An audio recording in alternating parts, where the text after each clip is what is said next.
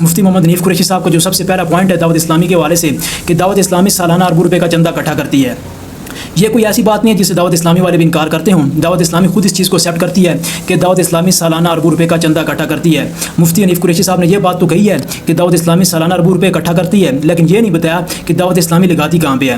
مفتی صاحب نے اربوں روپے کا ذکر کیا، لیکن مفتی صاحب نے یہ نہیں بتایا کہ دعوت اسلامی اس وقت 7,000 سے زائد مساجد بنا چکی ہے۔ مفتی صاحب نے آپ کو یہ نہیں بتایا کہ دعوت اسلامی سال کی 600 سے زائد مساجد بناتی ہے۔ مفتی صاحب نے یہ نہیں بتایا کہ دعوت اسلامی کے مدارس کی کتنی تعداد ہے، وہاں پر لاکھوں کے حساب سے طالب علم فری ایجوکیشن حاصل کر رہے ہیں۔ اس کے علاوہ سب سے بڑی بات، مفتی حنیف قریشی صاحب نے آپ کو یہ نہیں بتایا کہ دعوت اسلامی کے انڈر کام کرنے والے امپلائز کی تعداد 55,000 سے بھی زیادہ ہے۔ دعوت اسلامی 55,000 امپلائز کو سیلری دیتی ہے۔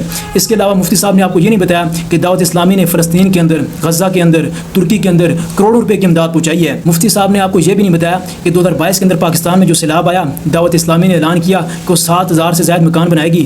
دعوت اسلامی نے کئی مکانات بنائے اور لوگوں کو ہینڈ اوور بھی کر دیے۔